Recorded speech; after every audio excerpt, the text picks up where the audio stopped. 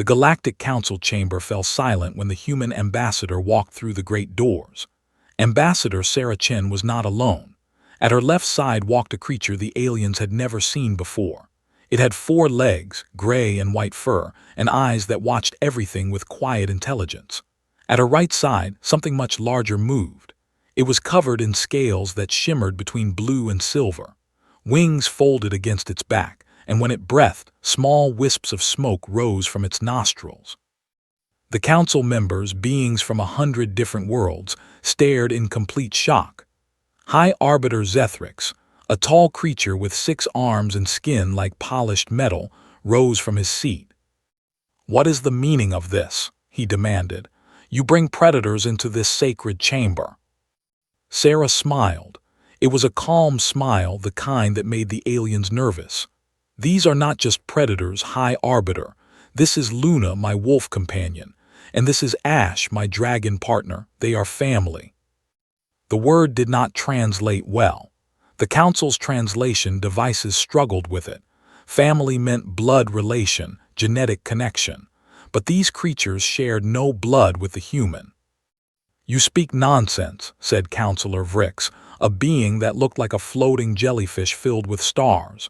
"These are beasts, dangerous beasts. How can they be family?" Sarah reached down and scratched Luna behind the ears. The wolf's tail wagged slowly and she leaned into the touch. Ash lowered his great head and Sarah placed her other hand on his snout. The dragon made a sound deep in his throat, almost like a cat purring, but much deeper. "Let me tell you a story," Sarah said. "A story about my people." The council did not want to hear stories. They wanted to discuss the expansion of human territory. They wanted to talk about trade agreements and military limits, but something in the human's voice made them listen, and beside her stood proof that this story might be worth hearing.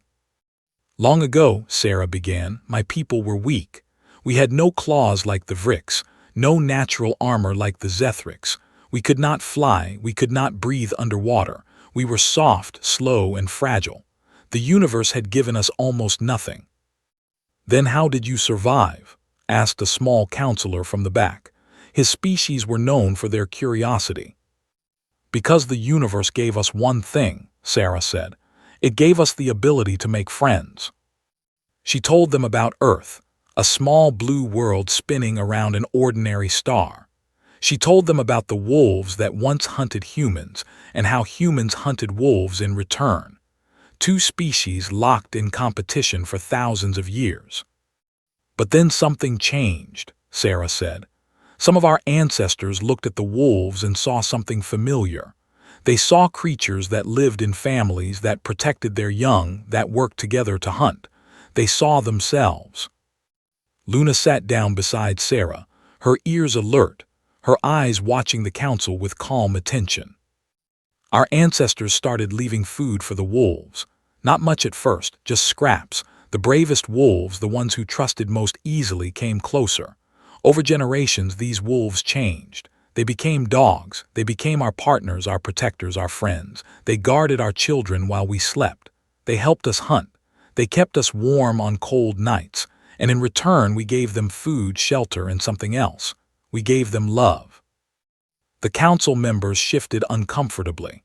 Love was another word that did not translate well. Their species had cooperation. They had mutual benefit agreements. They had instinctive bonding for reproduction.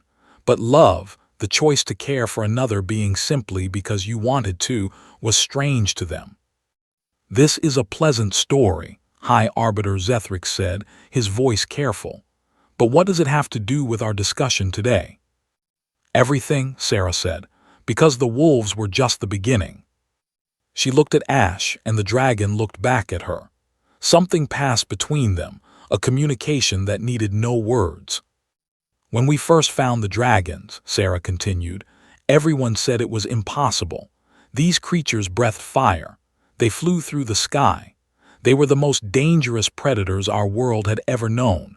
Every sensible person said we should destroy them before they destroyed us." "That would have been the logical choice," Counselor Vrix agreed. "Perhaps, but humans are not always logical. Some of us looked at the dragons and saw the same thing our ancestors saw in wolves. We saw intelligence. We saw beings that cared for their young. We saw creatures that could be friends. Sarah told them about the first dragon riders, young men and women who climbed into the mountains where the dragons lived. Many died. The dragons did not trust easily. They had been hunted and feared for too long. But some humans did not give up, Sarah said. They brought food. They sat near dragon nests for days, for weeks, just letting the dragons get used to them. They learned to read dragon body language. They learned that dragons were not mindless beasts but thinking beings with emotions and memories and hopes. Ash spread his wings slightly, a gesture that meant pride in dragon language. Sarah smiled at him. The first partnership took almost a lifetime to form. A woman named Elena and a dragon named Storm. Elena was old when Storm finally let her ride on his back. She died only a few years later, but Storm remembered her. Dragons live a very long time. Storm spent the next 300 years teaching other dragons that humans could be trusted. 300 years, the curious counselor whispered. Such patience. That is what partnership requires, Sarah said. Patience, trust, the willingness to understand something different from yourself. My people have done this again and again throughout our history.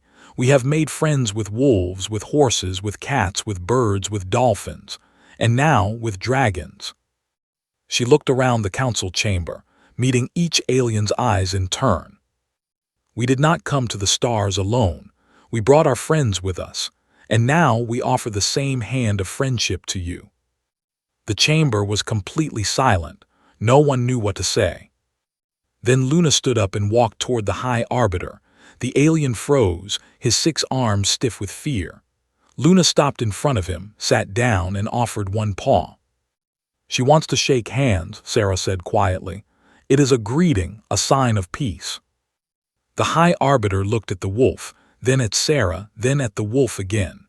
Slowly, carefully, he reached out with one of his lower arms and touched Luna's paw. The wolf's tail wagged. In that moment, something changed in the Galactic Council. No one could say exactly what it was, but everyone felt it. The humans had arrived, and they had come to make friends. Across the galaxy, the news spread quickly. The humans had brought predators to the council chamber, not as weapons but as companions. The story seemed impossible, and yet the recordings were clear. A wolf had shaken hands with the High Arbiter. A dragon had sat peacefully beside its human partner.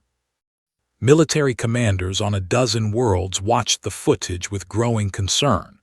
The Keithrani Empire, the largest and oldest power in the known galaxy, held an emergency meeting of their war council. This changes nothing, General Zaxxas declared. He was an old soldier covered in scars from 100 battles. His people were reptilian, cold-blooded in body and mind. They are still soft. They are still weak. These beast partnerships are a trick, nothing more. With respect, General, said a younger officer, the dragons breathe plasma fire. Our scouts have measured temperatures exceeding 3,000 degrees. That is not a trick. One dragon is not an army. The reports say they have thousands. The War Council fell silent. Thousands of flying, fire-breathing creatures, each partnered with a human rider. It was a nightmare scenario. We must strike first, General Zaxxas said, before they grow stronger, before they make alliances with other species. The humans are dangerous precisely because they form these bonds. If we wait, they will turn the whole galaxy against us. The Keithrani Emperor, who had been listening from his throne, raised one clawed hand. The generals fell silent. Tell me about their homeworld, the Emperor said. His voice was soft, but everyone listened. A tactical officer brought up a holographic display. Earth appeared, a small blue and green sphere. Their planet is mostly water, the officer reported. Their cities are concentrated on the land masses. Population approximately 12 billion. They have spread to several nearby worlds, but Earth remains their center. Destroy Earth and the humans will fall. Then that is what we will do, the Emperor said. Prepare the fleet. We attack in 30 cycles. Sarah Chen knew nothing of this as she returned to the human embassy on the council station. Luna padded beside her, and Ash flew above, his great wings casting shadows over the busy streets below. The embassy was a warm, comfortable place. Humans liked spaces that felt alive, so there were plants everywhere, real plants from Earth with green leaves and bright flowers. Water fountains made soft sounds. The air smelled like growing things. Sarah's assistant, a young man named Marcus, met her at the door. "How did it go?" he asked. "Better than I hoped," Sarah said. "Luna made a new friend." Marcus smiled. He had his own companion, a golden retriever named Sun who followed him everywhere. Dogs were the most common companions among humans now. The bond between human and dog was thousands of years old, and it showed. Where humans went, dogs went. "The council is still debating," Sarah said. "They don't know what to make of us, that's good. It means they're thinking." "Some of them might never accept us," Marcus said. "That's true, but some of them will. That's how it always starts, one friendship at a time." Ash landed in the embassy courtyard, which had been specially designed to accommodate him. Dragons needed space and heat. A large sunning rock sat in the center of the courtyard, and Ash settled onto it with a contented sigh. Sarah sat down beside him, and Luna curled up at her feet. For a moment, everything was peaceful. "You're worried," Ash said. His voice was deep and rumbling, and it spoke directly into Sarah's mind. Dragons communicated through a form of telepathy, though they could make sounds as well. Learning to hear them had been one of humanity's greatest achievements. "I'm always worried," Sarah admitted. "There are so many ways this could go wrong." "The council fears us." "They do. Fear makes people do stupid things." "Then we must help them not be afraid." Ash's great eye, golden with a slit pupil, focused on her. "You helped me not be afraid once." Sarah remembered. She had been 20 years old when she first met Ash. He had been a young dragon then, barely larger than a horse, found injured in the mountains of what used to be called China. Hunters had shot him. They hadn't known what they were shooting at. They thought he was a demon or a monster. Sarah had been part of the rescue team. She had stayed with Ash during his recovery, sleeping in the facility every night for 3 months. Slowly, painfully, she had earned his trust. The scar on her left arm, where he had accidentally burned her in a moment of fear, was still visible. "I remember," she said. "You tried to kill me at least twice." "Only twice," Ash sounded almost amused. "I remember more. The important thing is you stopped. Because you did not give up. Because you kept coming back. Because you showed me that not all humans wanted to hurt me." Luna lifted her head and rested it on Sarah's knee. The wolf had her own story, though it was less dramatic. Luna had been born in a breeding facility, her line carefully maintained from wolves that had partnered with humans for generations. But she was no less wild for that. Her eyes held the same intelligence, the same ancient knowing, as her ancestors who had first stepped out of the forest to accept food from human hands. "We are stronger together," Ash said. "That is what you taught me. That is what we must teach them." "I hope we have time," Sarah said. She did not know that, far across the galaxy, the Keithrani war fleet was already beginning to move. The first sign of trouble came 3 weeks later. A human cargo ship, traveling through supposedly neutral space, was attacked and destroyed. There were no survivors. Sarah received the news in her office. Her face went pale as she read the report. "Keithrani," she said quietly. "Are you sure?" Marcus asked. "The weapon signatures match. This was a Keithrani warship." She set down the tablet. "This wasn't pirates or raiders. This was military." Luna, who had been sleeping in her usual spot by the window, lifted her head. She could sense Sarah's distress. The wolf rose and padded over, pressing against Sarah's leg. "We need to contact Earth," Sarah said. "Now." The communication was delayed. Light, even through the best relay systems, took time to travel across the stars. But within a few hours, Sarah was speaking with the Secretary General of the United Earth Government. "We've received similar reports from 2 other locations," the Secretary General said. His face, displayed on the holographic screen, was grim. "Cargo ships attacked, research stations raided, all in areas near Keithrani space." "They're testing us," Sarah said, "seeing how we respond." "Our military advisors agree. They recommend a show of force, something to make the Keithrani reconsider." Sarah shook her head. "That's exactly what they want. If we respond with aggression, it justifies their attack. It proves their narrative that humans are dangerous." "Then what do you suggest?" Sarah looked out the window, where ash was circling above the embassy. The dragon's scales caught the light of the alien sun, glittering like jewels. "I suggest we remember who we are," she said. "We're not conquerors. We're not warriors. We're the species that made friends with wolves. That's our strength. That's what we need to use now." The Secretary General was silent for a long moment. Then he nodded. "What do you need?" he asked. "Time," Sarah said, "and permission to do something that might seem crazy. You already have the most powerful dragon in the fleet sitting in your courtyard. How much crazier can it get?" Sarah smiled, but there was no humor in it. "I want to go to Keithrani space. I want to talk to them." The Secretary General stared at her. "Ambassador Chen," he said carefully, "the Keithrani just destroyed one of our ships. Going to their space would be suicide." "Maybe, or maybe it's exactly what needs to happen. They're afraid of us, afraid of what we represent. If I go to them alone with just my partners, it shows we're not a threat. It opens a door for dialogue. And if they simply kill you, then the galaxy will know who the real aggressors are, and our response will be justified." It was a terrible gamble. Sarah knew it, but she also knew that war with the Keithrani would cost millions of lives. If there was any chance of preventing that, she had to take it. "Let me think about it," the Secretary General said. "Don't think too long," Sarah replied. "The Keithrani won't wait." She ended the communication and sat in silence. Luna was still pressed against her leg, a warm and comforting presence. Through the window, she could see ash landing in the courtyard.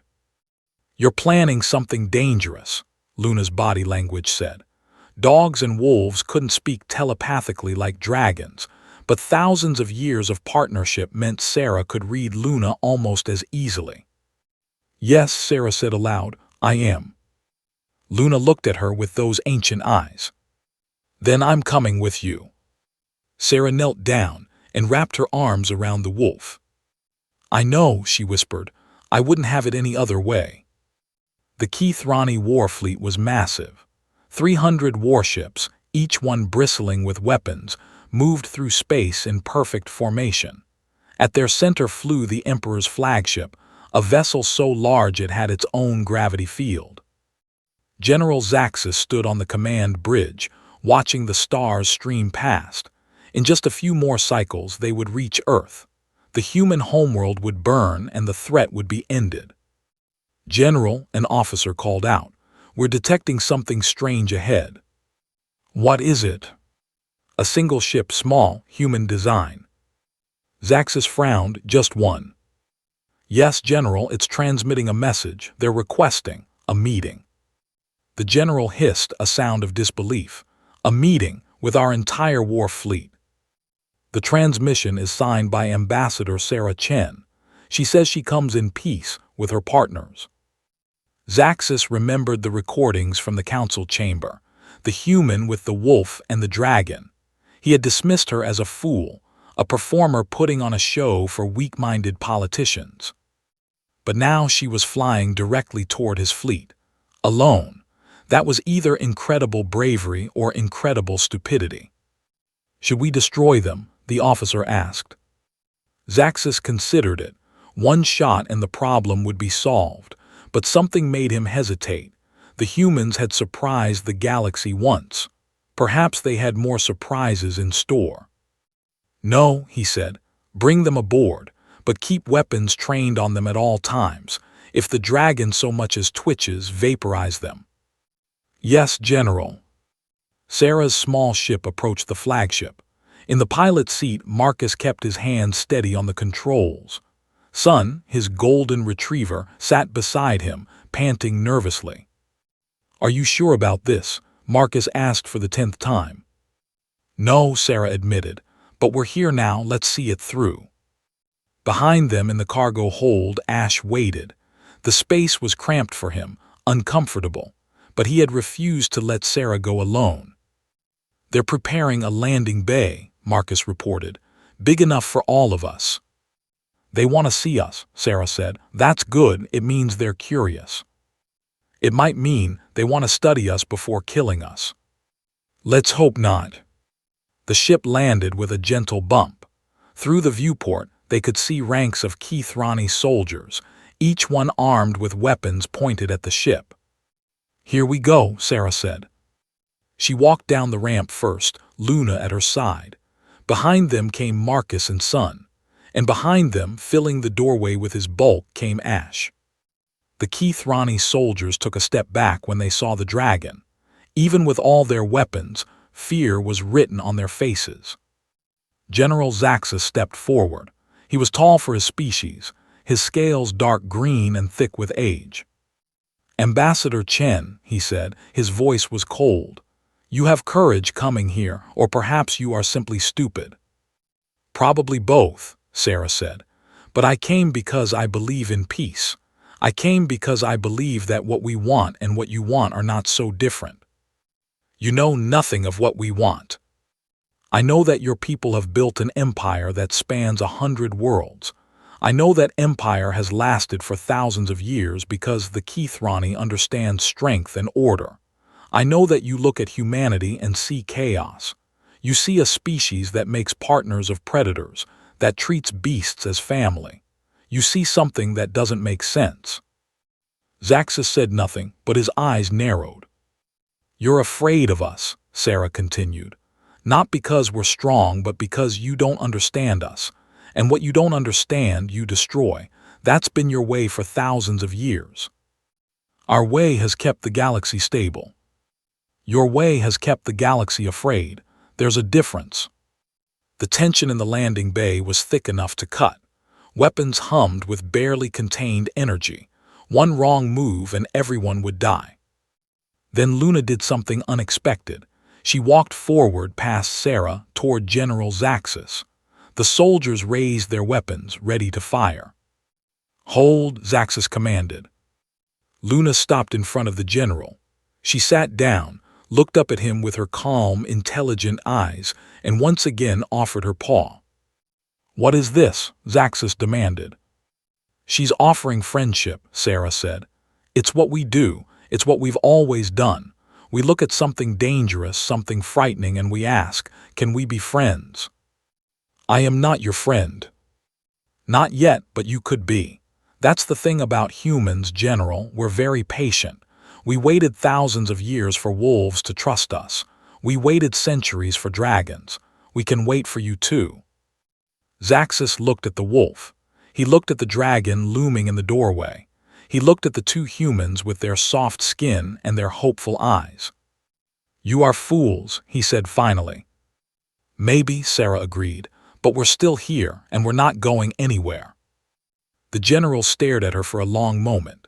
Then, slowly, he reached out with one clawed hand and touched Luna's offered paw. It wasn't friendship, not yet, but it was a beginning. The war that everyone expected never happened. Instead, something else began.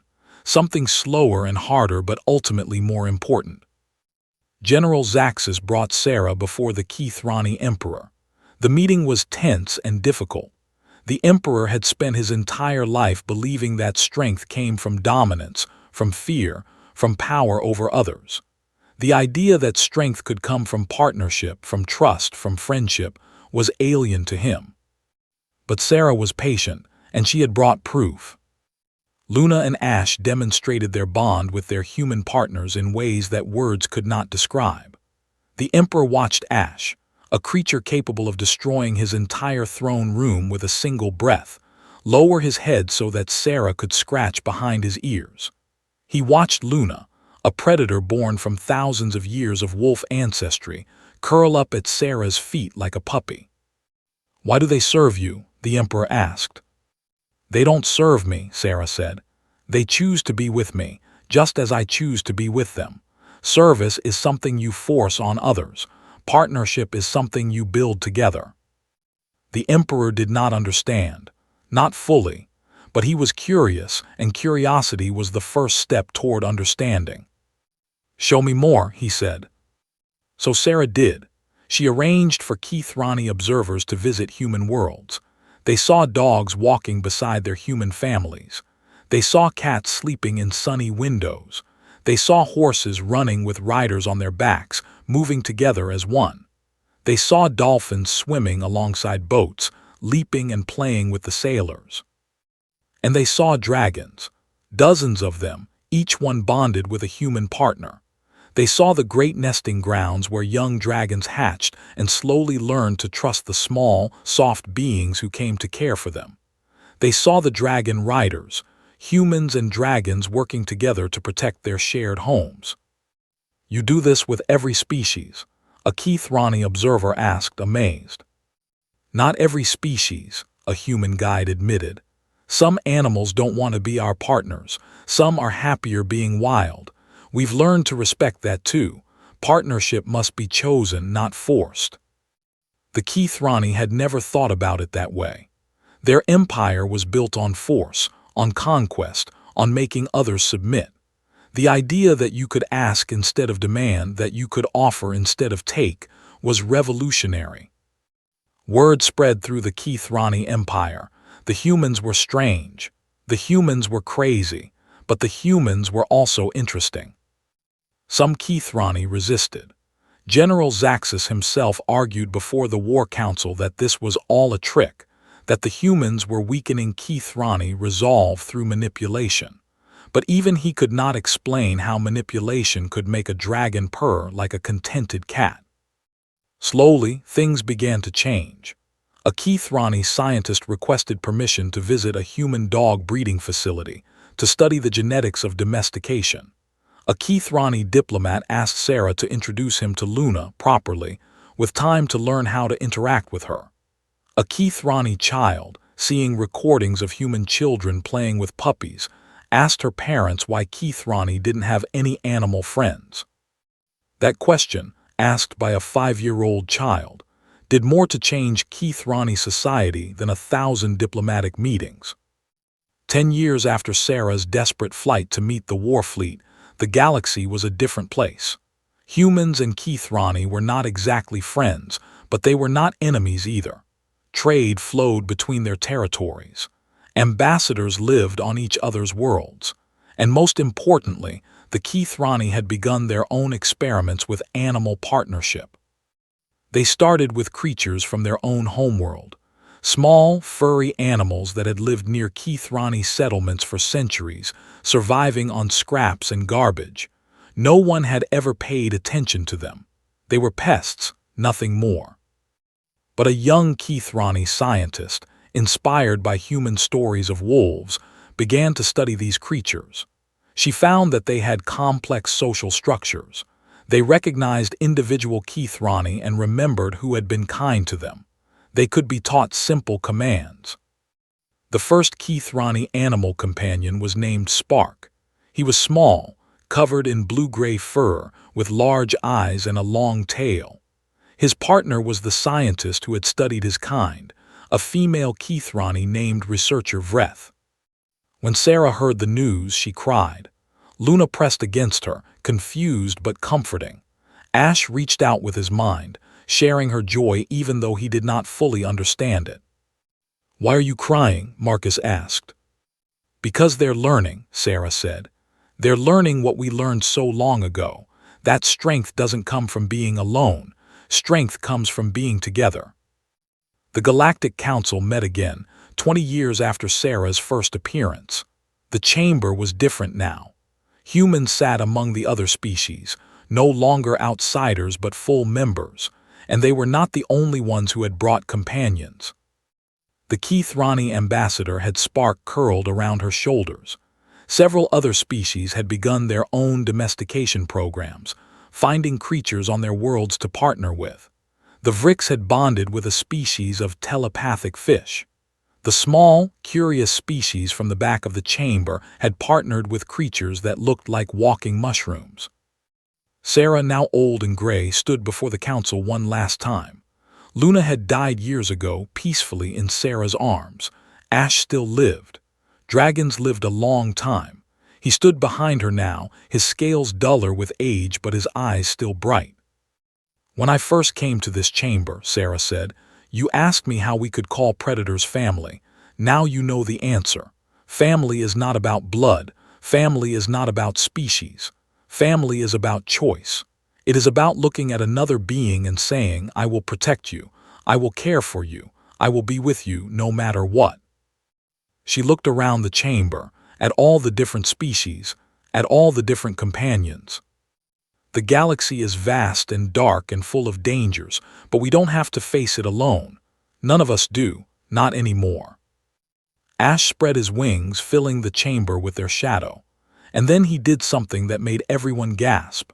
He breathed fire, not to destroy but to create. The flames twisted and danced, forming shapes: a wolf running beside a human, a dragon soaring with a rider on its back, species from every world standing together. "We domesticated wolves," Sarah said. "We domesticated dragons, not through force but through patience and love. And now we have come for the stars, not to conquer them, not to dominate them, but to make friends with them." The shapes in the fire changed, showing all the species of the galaxy joined together, no longer separate but united. "That is who we are," Sarah said.